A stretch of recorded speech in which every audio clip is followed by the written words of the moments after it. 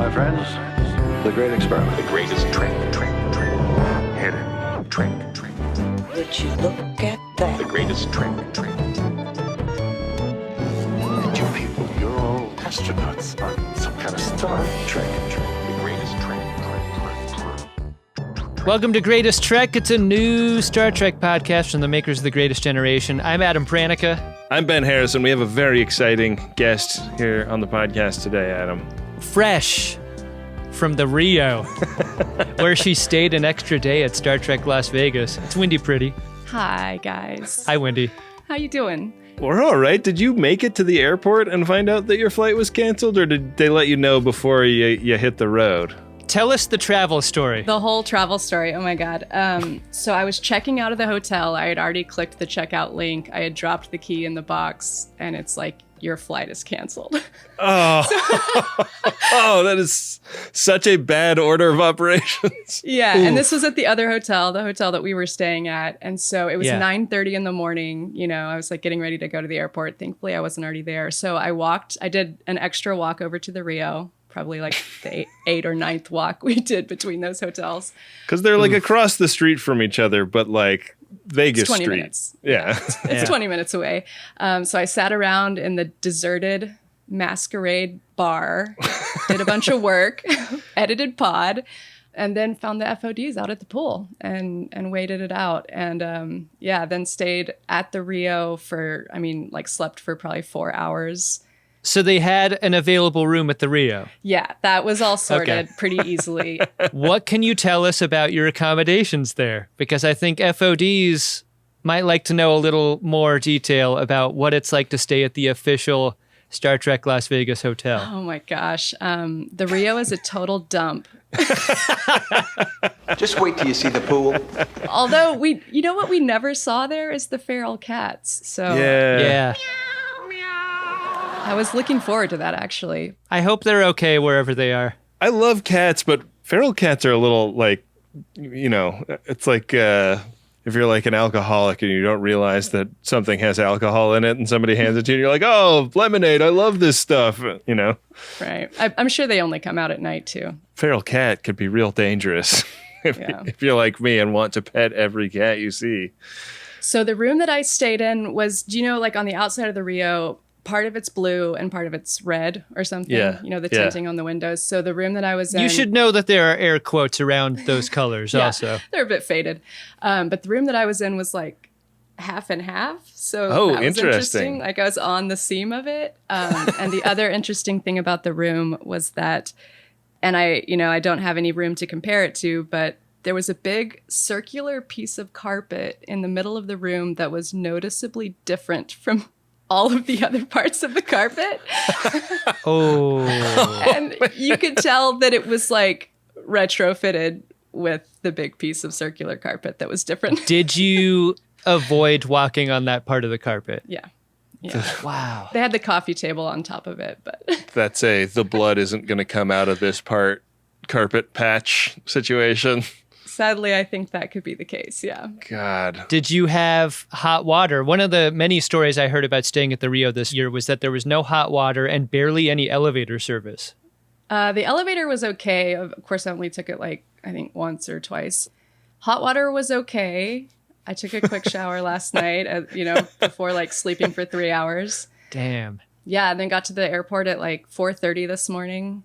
4:15, something like that. And now it's of course I lost time going east. So now it's, Yeah. Behind the pod at 7:30 your time. Yeah. What a day. it's been a day. Thanks for hopping on mic with us. Yeah. STLV was so fun. I'm excited to talk about it. You know the greatest danger facing us is an irrational fear of the unknown. On my mark, go fast. My shower at the Rio experience was that after our pool party on Sunday, I had to head to the airport. And I was like, I'd really like to rinse the pool and the sunscreen off of myself before I go through the airport industrial complex. And I walked over to the pool deck and I said, hey, is there a locker room where I can shower off? And they're like, no, but there's an outdoor shower. And they pointed it out to me. And there's one outdoor shower on the pool deck. It's in between the two pools, just on the pathway there. with it's not like a special area or anything. It's just like, it literally like comes up out of the landscaping and is one shower, and it doesn't have a shower head on it. There was like pieces of a shower head on the ground. So it's just spraying at you like a hose with a thumb over it. Like, Wow. Stand over here. I'll hose you off. Worse than a beach shower, pretty much. yeah, absolutely worse than a beach shower. But it was like, any port in a storm, I don't want to take this funk to the airplane with me, Amazing. and sit in a middle seat on my way home. It was so crazy to see what was open and available versus what wasn't at the Rio as a property. Like, famously, the Purple Zebra is a place of mythical beverages, maybe to just Ben. I had heard that it was open for a moment during the convention, but I never saw it. Yeah. And I'd walked by it a bunch of times. It was never open when I was there. No. It was over 100 degrees every day we were in Vegas, and their slushy beverage store was not open at the hotel, which it seems like they're leaving thousands of dollars a day on the table. Yeah, because those drinks are like $30 a piece. We did find one open at a different casino, though. So I experienced the hoof. Oh, nice. Great. Yeah. I didn't know it was a chain. I thought that was a Rio specific. You know what? Good job by the folks at Purple Zebra Corporate for sliding all of their employee effort into the functional hotel. That's a good move on their part. Yeah, the flavors at the Rio were pina colada, strawberry, watermelon, and cardboard for the giant cardboard sheet over one of the machines. Yeah. All of that said, I went expecting the convention this year to be really close to dead. Like, I thought it was going to be a zombie convention that didn't have actors at it, and that, very few people would be in attendance of. The strike going on right now really heavily prohibits what actors can and can't do outside of actually acting. And so I wasn't even sure if any of them would show up at all, but some did. And, I think signing autographs is not prohibited, but like signing autographs of an image of you from a show seems to have been prohibited, because those actors had headshots for sale on their tables, and like Garrett Wang had like silly headshots for sale. Like, can we talk about the Garrett Wang headshot for a moment? It looks like, that face that you make when you're a kid, when you tuck your top lip and then you stick your tongue out to become the top lip. Mm-hmm.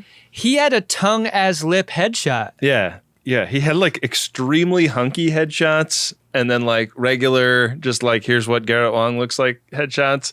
And then that silly one. And I think we did make a mistake not getting him to sign a silly headshot. We did get a selfie with him, which is on the Greatest Trek Instagram. But it was, in many ways kind of refreshing from what I heard. Like, a lot of the panels, like the convention was really trying to not put the actors in a tough spot and not get them confronted with questions that it would be awkward for them to have to kind of get out of answering.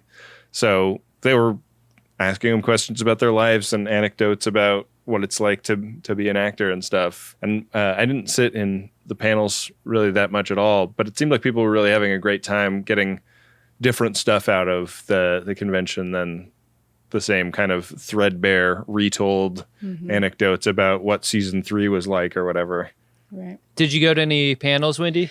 I stayed for the Lambda Quadrant panel that happened right after you guys hosted. Mm-hmm. And that was really interesting. They were just talking about subcultures in Star Trek and how most of the time aliens are portrayed as a monoculture, but there's some interesting exceptions to that. And so it was a cool conversation. Yeah. I like that a lot. Yeah, we didn't want to stay around for that at all. Well, we had just before eaten shit on that very stage, we actually got to do some performing at the convention this year, Ben. Yeah, we were invited to be guests on the morning show, and then they were like, hey, if you guys want to be back here in like an hour, you can host bingo. It was great. The folks at Mission Log were very kind to be like, hey, this is not a trap at all, hosting bingo. This is going to be fun and good for you if you just want to do the morning show first. John Champion, my friend of the show, called out sick. He's like, hey, this is my co-host Norman. host the morning show with him and Jessica. And Jessica was the only one I knew. Yeah. So you and I were up there doing the morning show. I thought we had a great time doing that. We did have a great time. You guys were fun. But then we got absolutely destroyed at bingo. We did. I've never hosted bingo before. I think I played it once or twice when I was like a kid at summer camp, which tells you the kind of summer camps my parents sent me to. Wow, yeah. Summer camps at old folks' homes where you take care of the elderly. Yeah. You won every tennis match at that. I think my proudest moment during bingo was comparing our performance to the saucer section of the D crashing into that planet. That got a pop from the audience. It's not a greatest gen show unless you walk a couple of people. That definitely happened. It definitely happened, yeah. Pretty much every time somebody won, they were like, okay, I'm done with bingo. Yeah. I'm excited to get the follow-up with John and Norman about how we did, because I'm curious if their audience said anything. Yeah, I wonder if Creation will have us back next year. Oh, yeah, that was another interesting aspect of this whole thing. I tried to get us media passes. I was unsuccessful at doing that. But what I did do was walk us in there as if we own the place. Yeah. So the morning of the morning show, the three of us roll through, and I'm communicating with John over text. And he's like, yeah, I'm in a thing. I can't come and get you. You just got to come back. And I'm like, oh, shit. I didn't arrange for media passes or anything. So we roll up to the desk where a person was there checking people in against a list. And I was like, hey, three of us from Greatest Gen here for the morning show. And he's like, what are your names? And I give mine, and he finds my name on the list, and he's like, well, yeah, you're supposed to pay. And I don't have Ben or Wendy on the list at all. There was a note like on the list next to your name, make sure he pays. And I love this because this is so consistent with everything I got in communication with the convention. I was like, I immediately formed a bond with this dude behind the desk. I was like, yeah, man, we're just here to do a quick morning show thing. Like, it's not a big deal. So, like, if you could just bracelet us up, we'll be in and out real fast. And these are not the droids you're looking for. He let us right in. It was great. Yeah, we got free bracelets. This is the first time we've gone to the Star Trek convention and not bought passes to get in. Yeah. Yeah. Great success. So in we walked. We had a great time on the morning show. Learned some Klingon. Dr. Phlox was one of our co-panelists, and he seemed to take great umbrage with the fact that we've never had him on the show as a guest. And he really did. That felt sincere. Yeah. His time is coming, I think. Yeah. Yeah. I mean, he's basically bullied his way on, so look for that. But, like, we couldn't explain to him, like, yeah, we just don't have guests on that often, and also we haven't gotten to your series yet. So, like, both of those things have conspired against you. If he stuck around for bingo, I think he would have withdrawn his interest. Because me and you and Jessica Verde turned bingo into an insane improv performance, the likes of which I think we've never done. Yeah. I think a good, like, 60% of the crowd was with us, but there were definitely outliers. Like, you're not going to win a bingo audience over if you're us. You're going to win a Greatest Gen audience over. That's exactly why all of our bingo performances should come with a warning bois. Indeed. Prepare a buoy and launch it when ready. Warning buoys. Bingo. An emergency buoy. Bingo? A warning buoy. There were the people that were like, hey, my 11-year-old was there and did not appreciate when you pulled 069 as one of the bingo numbers. And we're like, we're not going to see the number 69 fly by and not say anything about it, sir. What are you supposed to do? You can't stick the ball back into the hopper. It is what it is. Yeah. But also, I had a very nice lady come up to us after, and she was like, I've never listened to a podcast before in my life, but you guys are really funny, and I want to check your stuff out. And I, like, showed her how to find the podcast app on her phone. Yeah. And subscribe to our show. Yeah, I think we got some new viewers out of the experience. It was fun. Yeah. And you people, you're all astronauts on some kind of Star Trek. The greatest train. We met Melota Lady just after bingo. You remember that? Yeah. That was great. She was my favorite cosplay of the weekend. That was amazing. Great cosplay throughout. Hers especially was great. And she sang. Yeah. Yeah, so this was just a conference attendee who had done a perfect cosplay of the lady in that bar that sang Melota for Worf in TNG. She had extra arms. She had done all the loaf perfectly. And she had pipes. Yeah. Yeah. She could sing for sure. It was beautiful.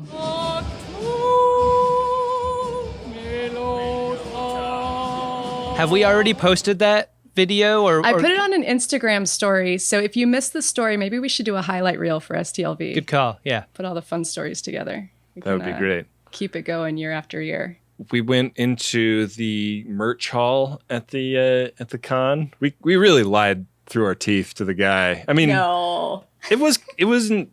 I don't think it was necessarily lying at the time because we didn't know we were going to get invited back to host bingo, but we did go into the merch hall, which was really fun and always a trip to see all of those like commemorative plates and like Franklin Mint issued, number 267 out of 5,000 photographs of Kirk and Bones from Star Trek 4 or whatever. Yeah. There's so much just like, I was talking to Wendy about how many different things they had come up with as merch ideas. Like, we will sit around as a team and be like, what about a water bottle? Is that too hard to do?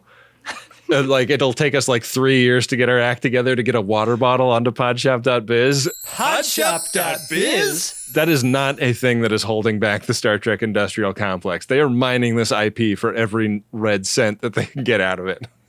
Star Trek never had that Beanie Baby moment that I think they were probably hoping for with the Hallmark ornaments, right? Like, nothing is more pervasive at these merch halls than the 100 different kinds of Hallmark ornaments. And yet, like, none of them, I think, are over $20. Like, there's no Hallmark ornament bubble.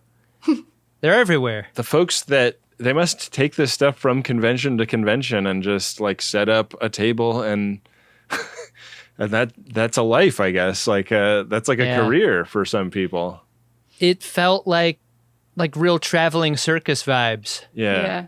For a lot of the booths. Something I wasn't expecting in that room, though, is, I mean, I definitely expected table after table of merch, but I did not expect for the signings to be in there. So when you walk through the merch hall, like, I've never been to a convention before, so you walk through the merch hall and all of the actors are sitting at their tables right there. It's not like a separate room or anything. So that was fun. You get to see how beautiful they are. Yeah. IRL. And they really are. Like, it's a real stark divide, like us creeping around on one side of the tables and all those actors. But yeah, so we did have to like break off for lunch. So Adam and I went over to the Cheesecake Factory at Caesar's Palace to review it for a different podcast that we also recorded while we were there in town. Right. The hit bonus podcast, Factory Seconds. Mm-hmm. And if you're already a Max Fun subscriber, that should be in your feed really soon, if not already, by the time this comes out, right? Yeah, I think it'll already be out by the time this comes out. Yeah. Dang. It's so heartbreaking to not have a great meal in Vegas, but to sacrifice a great Las Vegas meal for the Cheesecake Factory, that was tough. That was a tough moment for me. It wasn't too big a sacrifice. I think we had some good eats on that table. It was a great meal. Yeah. But yeah, just a different kind of great meal. Yeah, exactly. So then we got to go back into the convention afterwards because our bracelets still worked. Our wristbands still paid over there. We saw a little bit of the cosplay competition in the main hall, which was really cool. I would say Tendy was another highlight of the cosplay for me. Just like really nailing the hair of a cartoon without making it crazy. And there was a peanut hamper with her too. Yeah. That was a favorite. That was really good. We saw a couple of Guinans. You remember the Guinan family? Oh, yeah. There was a mom Guinan with a very little, like maybe 3 or 4 year old mini Guinan with her, and there's a little Guinan, the littlest Guinan, a real rascal of a Guinan, you could say. Yeah. I haven't been young for a long time, and I intend to enjoy every minute of it. I'm trying to think of some of the other deep cuts. I mean, our friend Brie Belke went as the material scientist from Star Trek 4. Oh, yeah. It's a classic. You're joking. With the I quit smoking button. No I quit smoking beer koozie, I noticed. So that was a little bit disappointing that she didn't have that with her. Huh. Wonder what happened there, Bree. Yeah. But yeah, it was great. We saw so many friends of DeSoto this year. Like, I think that in years past, you and I have gone, Adam, and had maybe one or two people come up and say, hey, love your show, or we'll spot somebody in a t-shirt from our show. This year, it was really noticeably different. Like, there were so many friends of DeSoto at the Star Trek convention this year. Yeah, it felt like in years past, we would have to look for them. This was the year where they found us. And every hour we were at the convention or close by to the Rio, we were being approached by FODs, and they were great. All of them. Every one. Every single one. Super nice. Took pictures with tons of people. You know, heard it from people whose cities we aren't planning on visiting on our upcoming tour. Heard excitement from people whose cities we are planning on visiting on our upcoming tour. Yeah. Big fun. It was so cool, and so cool to see like all of the different merch out there. Like, people wear our t-shirts to the Star Trek convention, and that's such a trip to me. I can't believe that like it's become a part of their thing, you know? Yeah.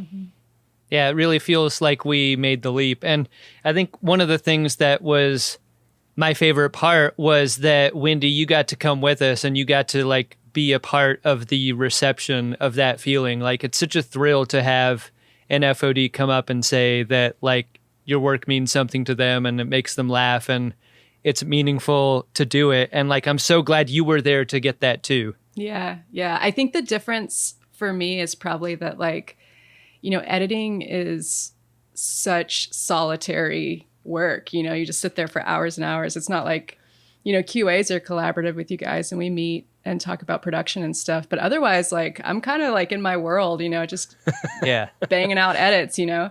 So to see FODs and like hear that they appreciate the work and like even hear what things they think are really funny or whatever was like really cool and really gratifying. So I was appreciative of everybody I got to meet.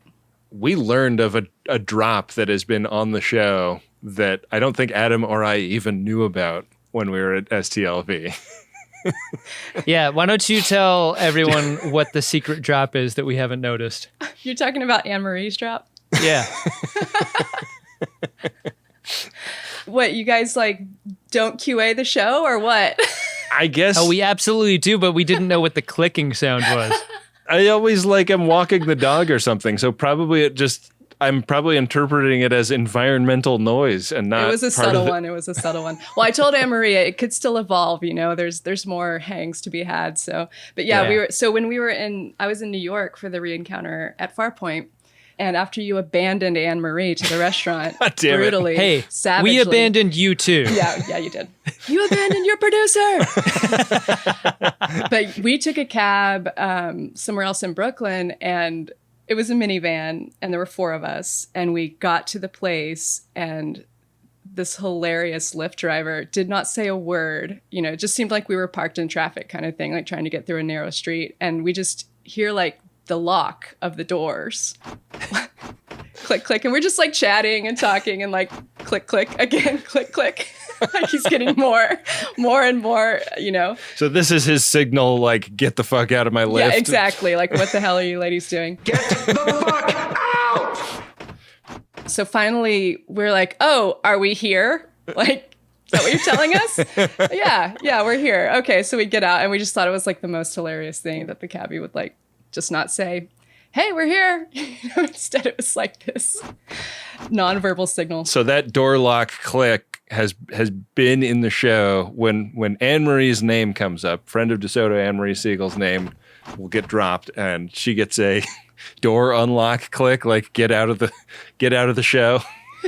Can I give you a tag for that for the effects? Mm-hmm. Is like Birdman and Lil Wayne have a song called Know What I'm Doing, and like click click is in the chorus of that. Oh, nice. Okay.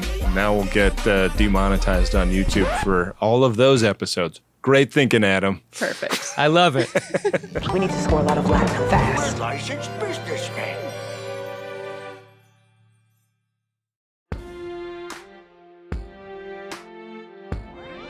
a new ship. She's got the right name. She's got the right name. Now you remember that, you hear?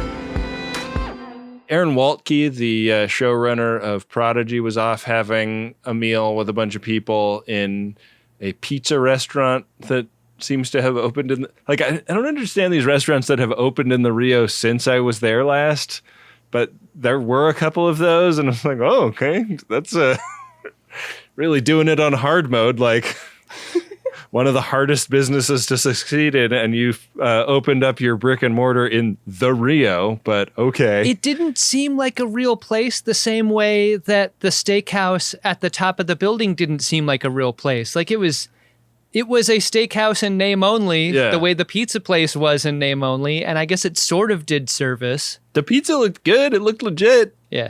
Mm-hmm. Yeah. So we were saying hi to Aaron Waltke. We met the Hageman brothers, who he works with on that show. They are the creators of Star Trek Prodigy, and they knew who Adam was. Yeah, evidently they listen, and they know of my feelings of Rock Talk's mouth. Well, at first he actually said that you just didn't like Rock Talk, and you had to clarify. No, it's really just Rock Talk's mouth.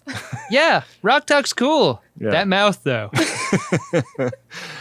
We had some fun banter with those guys, actually. We riffed up a bunch of, like, Prodigy After Dark episode concepts. Like, what would you do if the show didn't have the word Nickelodeon in the title? In the same way that, like, Baywatch got Baywatch Nights, I think Prodigy Nights could be a viable idea here. Yeah. Like, explore some of the darker things that are implied by Prodigy. Like that mouth. Yeah. Like, I guess slavery is pretty dark, but they could go darker, you know? Can't they? Did you guys happen to see the Prodigy season 2 clip that Aaron was talking about? Have not seen it yet. Okay, I won't ruin it for you, but it's pretty fun. Oh, man. I can't wait. Yeah, I mean, it's interesting to think, like, with the writer's strike and the actor strike going on right now, the fact that they have a basically done season of a show, it would seem to be bad timing for Paramount to be like, nope, we're done with this. Like, Aaron Waltke seemed really optimistic the entire time. He did not seem like a person bummed about the status of the show, which I think gave me a lot of hope. Mm-hmm. He was casually talking about maybe there being a future for the show beyond second season. So, you know, maybe that, I think in Hollywood, you can never really bank on anything. But I feel like the idea that that's not like a totally insane concept to introduce in a conversation is giving me some hope. I'd guess Waltke was drunk on hoof drinks, but I know that would have been impossible. So we decided that was not where we were going to eat dinner. We were not going to eat dinner at the like extremely liminal pizza place in the Rio. And instead we went over to the Chinatown of Las Vegas, where we met up with the Open Pike Night podcast hosts for podcast host karaoke. How risky was this, Ben? I mean, agreeing to karaoke is always risky, I would say. We barely know the Open Pike Night hosts. We liked what we know of them. Yeah. It didn't feel like a trick or a trap. I mean, it did when we got there. Yeah. When we got there, like, not that many people had showed up yet, and it was like private karaoke room karaoke. It wasn't like at a venue. It was like one of those places That's the best kind, though, right? that your Korea's towns and your Chinatowns have, where you rent out a room and it's a little bit more intimate. Yeah. It wound up being kind of the highlight of the entire trip for me. Like, karaoke was super fun. I'm bad at karaoke in a lot of ways. One of the many ways is the songs I know lyrics to are almost all rap songs that I cannot perform publicly. And like, they don't even have those songs in those karaoke books anyways. And the karaoke books at this place were probably 20% Western pop music and the rest K-pop. Like, almost everything that they had to offer was not, like, you couldn't even read most of the book because it was in Korean. And I was not about to do a Blackpink song in front of you guys. We wound up being there for like hours, and it was so much fun. A bunch of FODs were there. A bunch of their fans came. Jess from The Morning Show and Roddenberry Entertainment fame came and did a couple of numbers. Absolute superstar at karaoke. I know. Yeah. Probably It was amazing. the highest amount of showmanship of anybody. And it was really fun for me because I had like run off to the bathroom before she got there. And when I came back, she was absolutely tearing it up. Like, I guess she had just like gotten out of a cab, like not stopped moving, and like walked into the room and a mic was thrust into her hand and she was singing like immediately because I wasn't gone that long. She's so great. She was great at that. Pretty good. And Defested did a really nice rendition of Faith of the Heart. Oh, that's true. Yeah. Defested had a couple of show-stopping moments. Absolutely. Like a Tenacious D song auto-played after somebody else's Tenacious D song. And Defested was like, oh, I know this one. I'll just do it. And like jumped up and absolutely blew the roof off the place. The rice wine was flowing heavily. Yes. It really was. Ben, you have to tell everybody about the hilarious song you did with the Silence of the Lambs. So there's this, I think this was just like an early internet viral video. There's a band called Greenskeepers, and I think the song might just be called Lotion.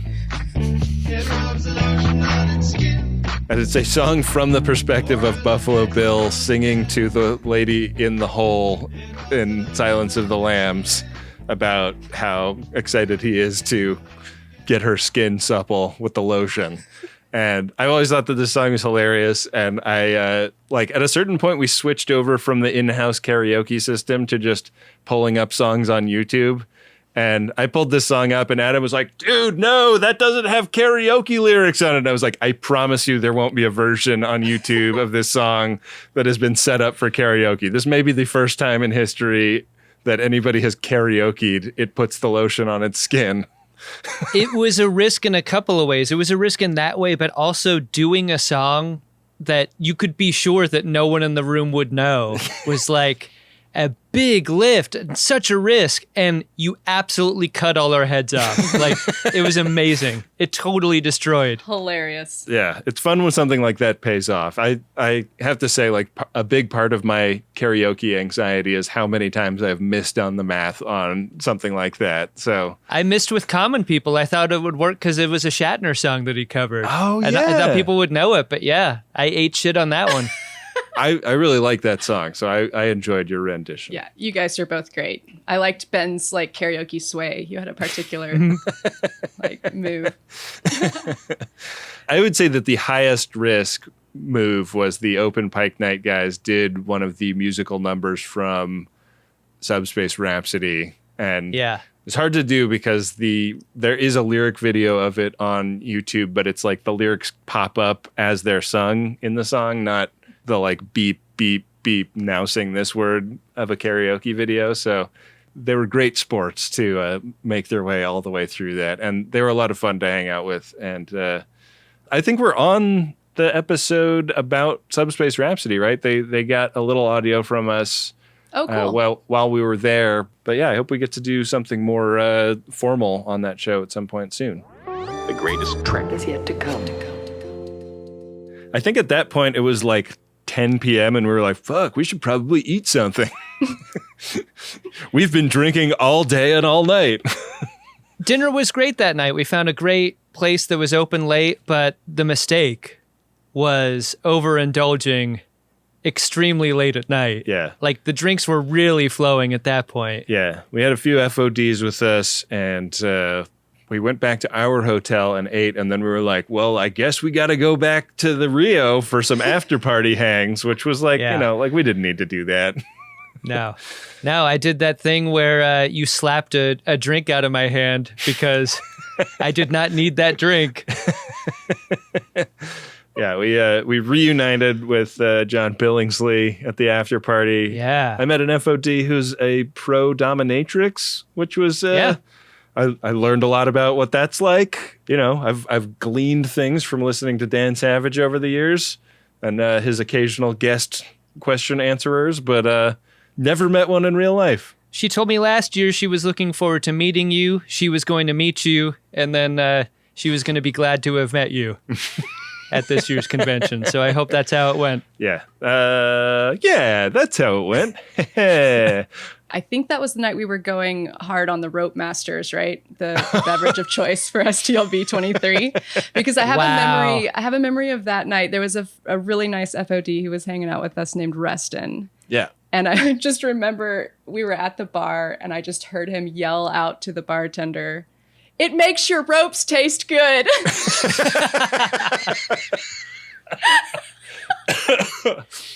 This was a drink callback to earlier in the convention where we had all gone up to the steakhouse bar. We were ordering drinks for a while, and someone ordered a rum and pineapple juice, and it was like the music stopped. Like everyone turned their heads. Every head in the bar turned. It was like he had ordered fajitas, the cocktail, and it was at that point a cocktail without a name. We called it the Rope Master, and it stuck.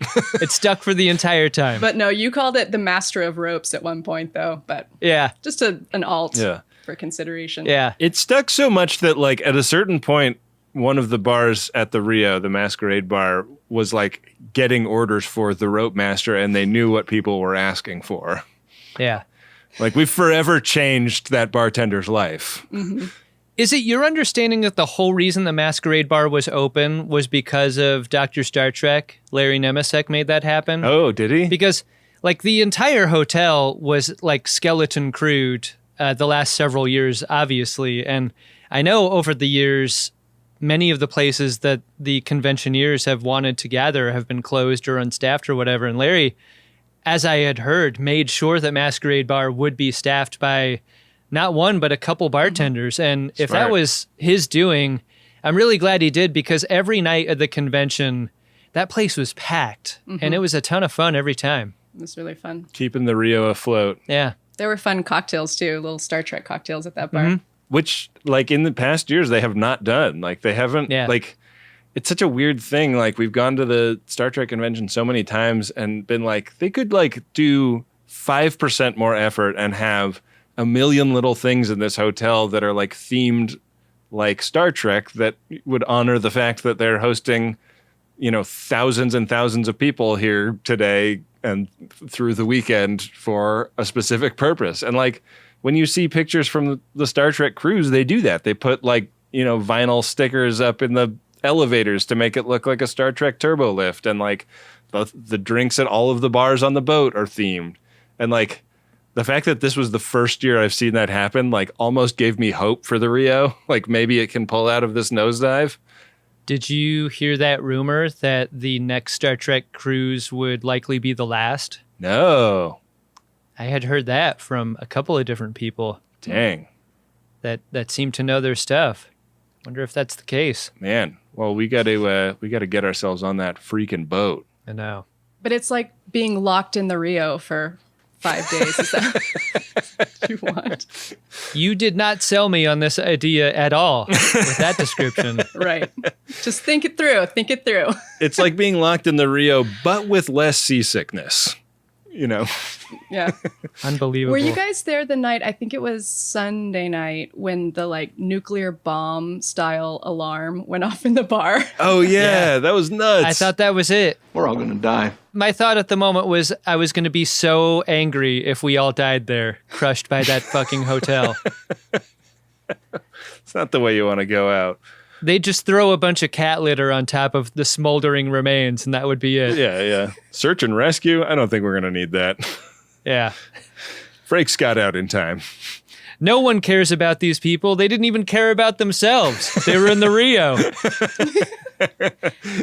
I do want to say, like, while we shit on the Rio generally, all of the Rio employees and front of house people I thought were great. Like, absolutely. Really nice, really cool. At the Prana Cabana the next day, like, our servers were killer. The lifeguards really were fun were. and funny. Like, everyone's doing their best under suboptimal conditions, you know? Yeah, definitely. That has got to be a really stressful gig. And they, like, I really felt like the service was above and beyond across the board at the Rio this year. Mm-hmm. Yeah. Let's talk about the Pranica Cabanica, which was the next day. We, I think, probably had 3 or 4 times as many people as the last cabana party I was at. Easily.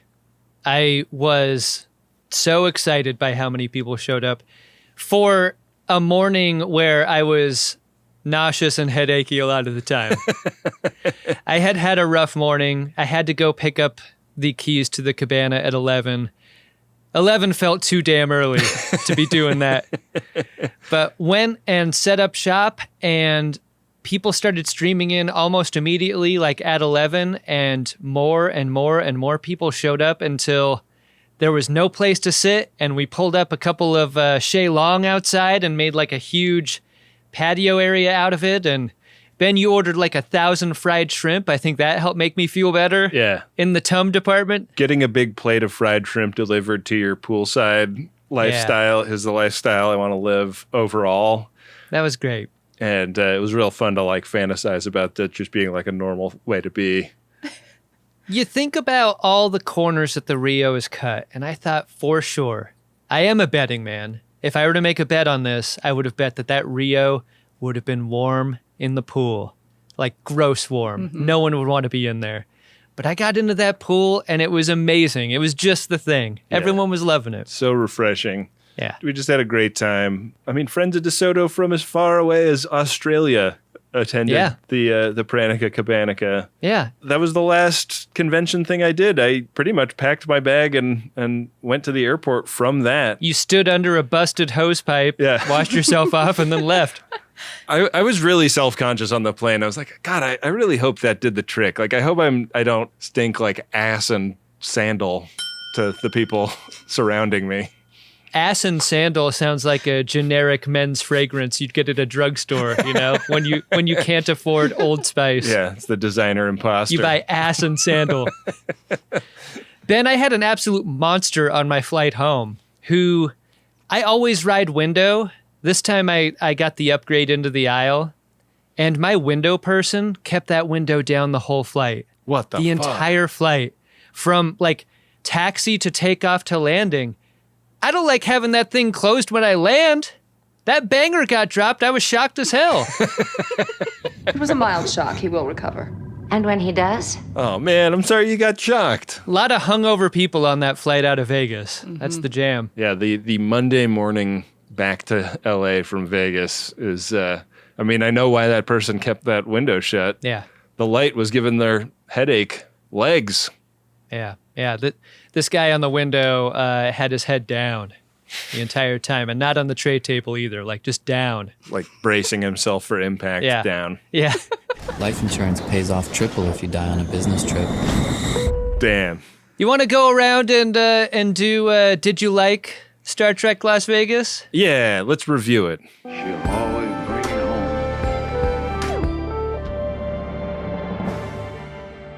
Let's start with you, Wendy. I definitely liked Star Trek Las Vegas. It was weird. It was like a quick dip of the toe into the convention life. I think you're right on the 3-night limit because I exceeded it. So I know. You did. I didn't even consider that you had broken that rule. Right. Oh, no. Not on purpose, but it happened. Yeah. But yeah, it was really interesting. I was impressed to see, you know, all the fans there. That was the most impressive part, is just to see how much everyone was enjoying it and like having fun with each other. You know, it was great. So yeah, I'd give it a 8 out of 10. Oh, okay. Okay. The Rio probably accounts for the 2 knocked off, right? That's the trauma that I'm going to be working through. You're working through the trauma of being stuck in that stairwell. Oh, yeah. The Rio tried to kill you on night 1. I was in that hotel for 5 minutes and got locked into a place you couldn't get out of. This could actually be an important public service announcement, just as an aside before we continue on with the Did You Like? There's signage that tells you to go up to the 51st floor for the bar that I was meeting you guys at. And when you go up there, or at least when I went up there, maybe I used the wrong elevator or something, it was like a private suite and a stairwell.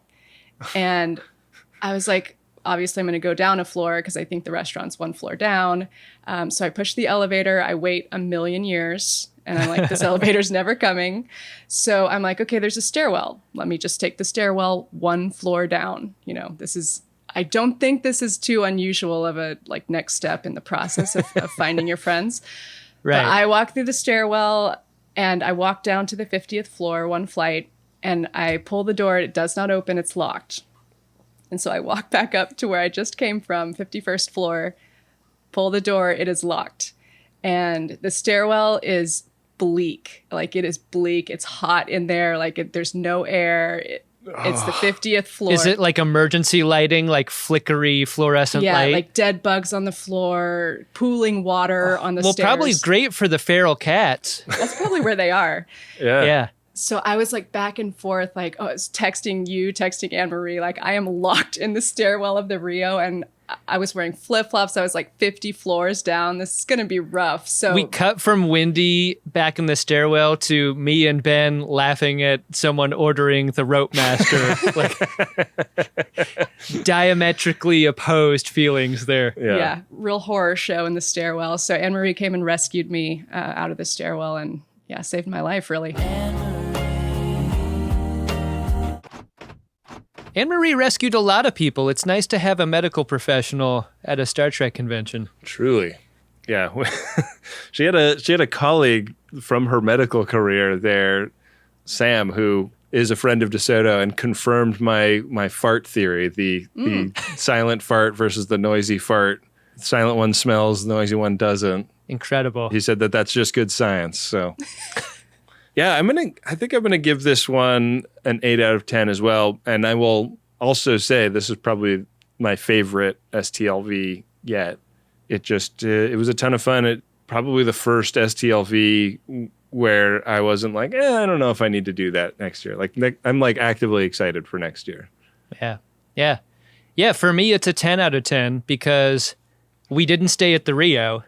I think choosing the right place to stay really helps. Yeah. And the FODs made it a thrill every time. It felt like walking around anywhere. We were meeting all sorts of great people, making it a fun hang everywhere we went. Karaoke night was an absolute highlight for me. Like, I love those moments in any kind of vacation context where, like, you don't plan for it. It's just a thing that happened. And there were so many moments at STLV this year that felt that way. Like, we don't really have plans. We're just kind of floating around, getting into adventures, and all the adventures were really fun. Yeah, it was a hoot. I'm glad we all got to do them together, too. That was neat. I'm actually downgrading it to a 7 because the Purple Zebra never opened while I was there and I didn't get my hoof. So sad. I mean, I'm going to give mine an 11 because the Purple Zebra remained closed.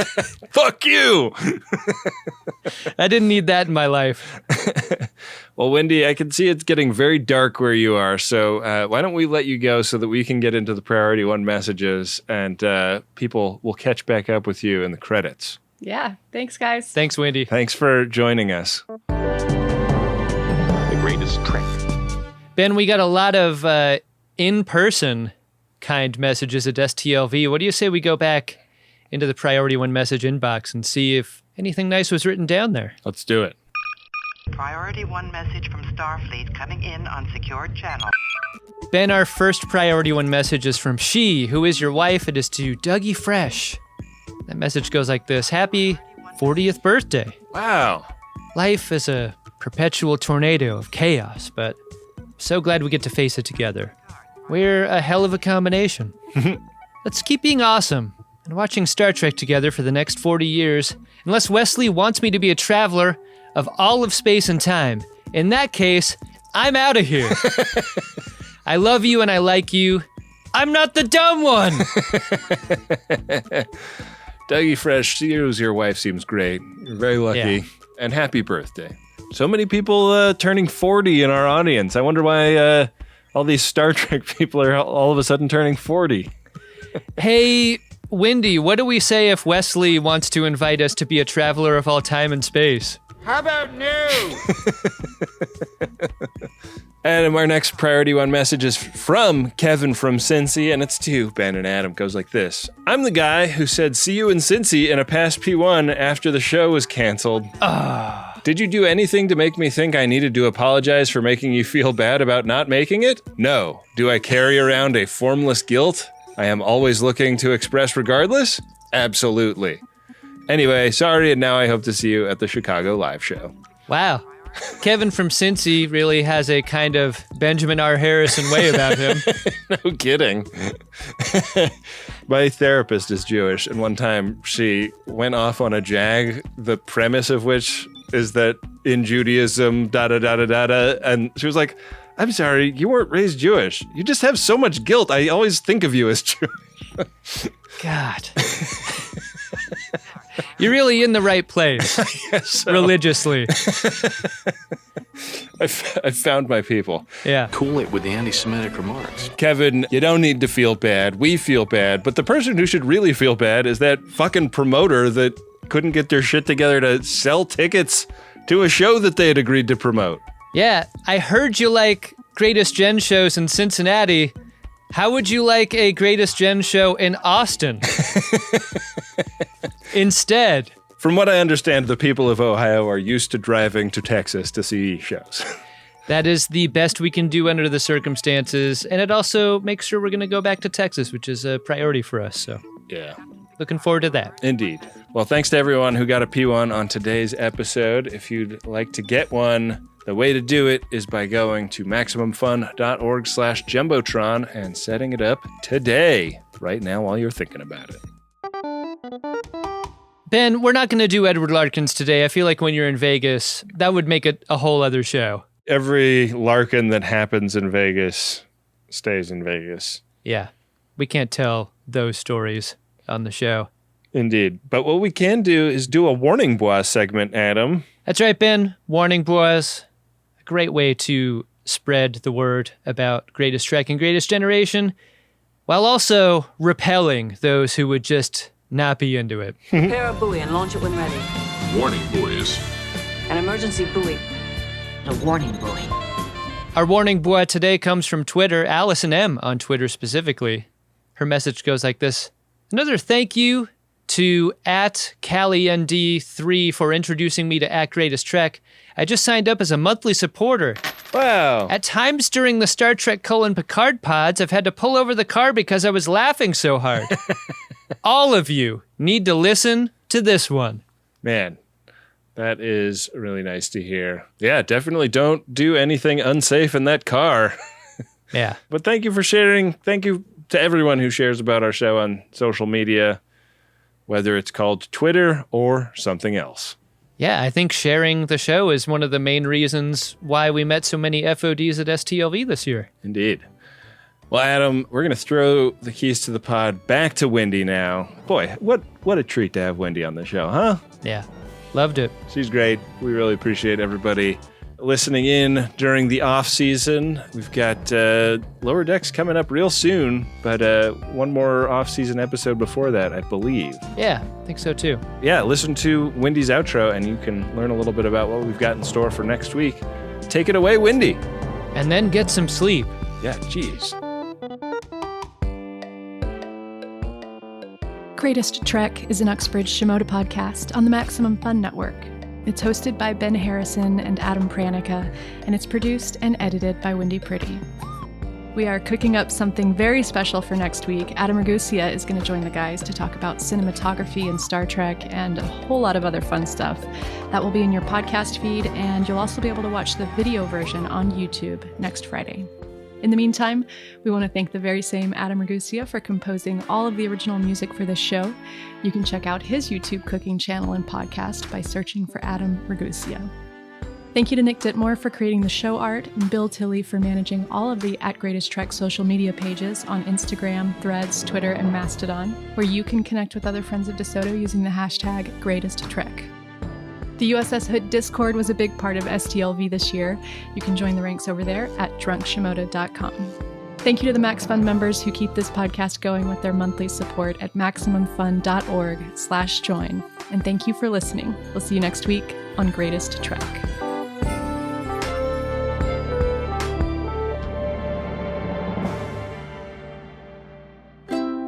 Maximum Fun, a worker-owned network of artist-owned shows. Supported directly by you.